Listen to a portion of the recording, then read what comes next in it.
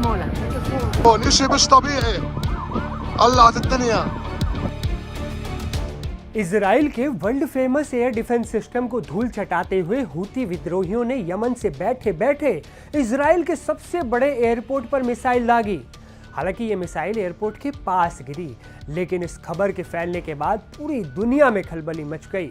इसी के मद्देनजर तत्काल प्रभाव से दिल्ली से तेल अवीव जा रही एयर इंडिया की फ्लाइट AI-139 को भी बीच रास्ते में अबू धाबी डाइवर्ट किया गया। वजह यही थी, इजराइल के बेन गुरियन एयरपोर्ट पर हुआ मिसाइल हमला। 3 मई 2025 की सुबह जब फ्लाइट AI-139 इजराइल के लिए रवाना हुई थी, तब किसी को अंदाजा नहीं था कि उसे बीच रास्ते से लौटना पड़ेगा। तेल अवीव में हुए सुरक्षा घटनाक्रम के बाद एयर इंडिया ने तुरंत एक्शन लेते हुए फ्लाइट को अबू धाबी डाइवर्ट कर दिया। एयर इंडिया के मुताबिक फ्लाइट ने अबू धाबी में सुरक्षित लैंडिंग की और सभी यात्री सुरक्षित हैं। एयर इंडिया ने कहा है कि यात्रियों और क्रू की सुरक्षा उनकी पहली प्राथमिकता है। इसी को ध्यान में रखते हुए 6 मई 2025 तक तेल अवीव के लिए सभी उड़ानों को अस्थायी रूप से स्थगित कर दिया गया है। एयर इंडिया ने सोशल मीडिया पर भी बयान जारी कर कहा कि 3 से 6 मई के बीच जिन यात्रियों ने टिकट बुक किए हैं, उन्हें या तो बिना किसी चार्ज के टिकट रीशेड्यूल करने की छूट दी जाएगी या चाहे तो वो पूरा रिफंड पा सकते हैं। अब बात उस हमले की जिसने ऐसा फैसला लेने को मजबूर कर दिया। दरअसल रविवार सुबह इजराइल के बेन गुरियन एयरपोर्ट पर हूती विद्रोहियों ने बैलिस्टिक मिसाइल से हमला कर दिया।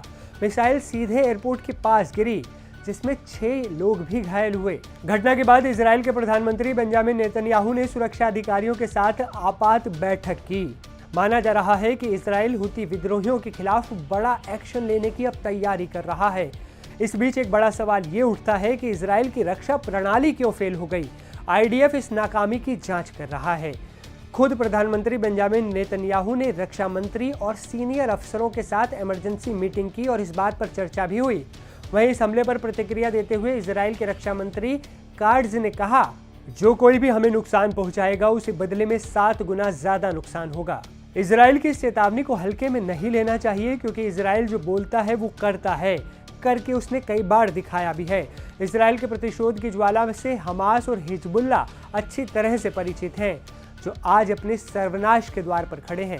सूत्रों की माने तो इजराइल अब सीधे यमन में हूती ठिकानों पर हमला करेगा। तो ये थी अब तक की सबसे बड़ी अपडेट। एयर इंडिया की सूझबूझ और त्वरित कार्रवाई ने कई जानों को खतरे से बचा लिया।